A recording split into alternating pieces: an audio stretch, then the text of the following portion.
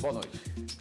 O ministro da Justiça, Alexandre de Moraes, se reuniu hoje com os secretários de segurança de todo o país para debater a crise no sistema penitenciário.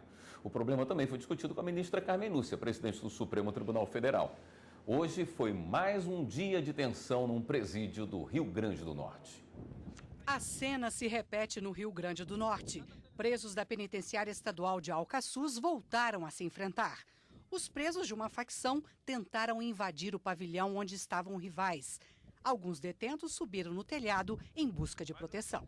Em Minas Gerais, um motim. No final da tarde dessa segunda-feira, presos da penitenciária Dutra Ladeira, em Ribeirão das Neves, atearam fogo em colchões para pedir mudanças na direção do presídio. Desde o início do ano, as rebeliões já ocorreram em 4 estados, com a morte de mais de 120 presos. Os líderes estão sendo transferidos para presídios federais. Hoje, o Ministério da Justiça divulgou a situação carcerária das unidades. As penitenciárias ficam em Mossoró, Rio Grande do Norte, Porto Velho, Rondônia, Catanduvas, no Paraná e Campo Grande, em Mato Grosso do Sul. Juntas, elas têm 832 vagas e 529 presos, ou seja, há um excedente de 303 vagas. Mas a lei determina que os presídios não atuem com a capacidade máxima.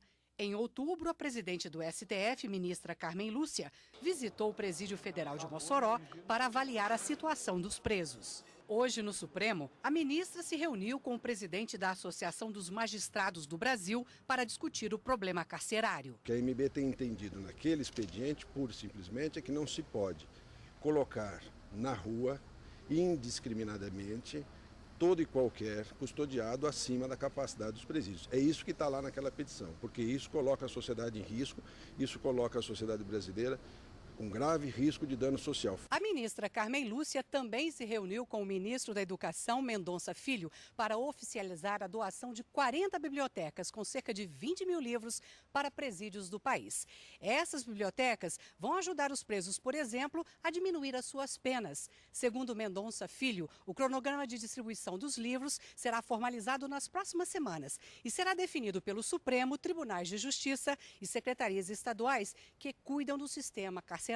Na próxima semana, devemos nos deslocar aqui de Brasília para uma penitenciária em Minas Gerais, uma penitenciária feminina, próxima a BH, Belo Horizonte, para que a gente possa simbolicamente fazer a primeira doação. Do ponto de vista jurídico, já foi assinado o ato de doação hoje, ao mesmo tempo que ajudam na formação educacional daqueles que estão em situação de privação de liberdade, também funciona como um instrumento válido no que diz respeito à questão da chamada remissão de pena. Nesta terça-feira, mais reuniões em Brasília sobre a crise. Secretários de segurança de todo o país se reuniram com o ministro da Justiça, Alexandre de Moraes, a portas fechadas.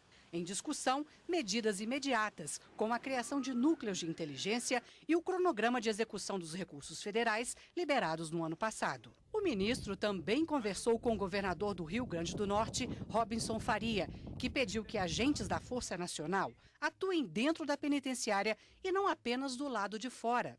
E no meio da tarde, o Palácio do Planalto anunciou: o presidente Temer colocou as Forças Armadas à disposição dos estados para fazer buscas e inspeções de rotina dentro dos presídios. A reconhecida capacidade operacional de nossos militares é oferecida aos governadores para ações de cooperação específicas em penitenciárias.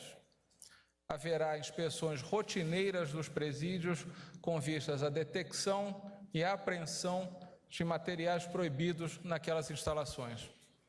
Essa operação visa restaurar a normalidade e os padrões básicos de segurança dos estabelecimentos carcerários brasileiros.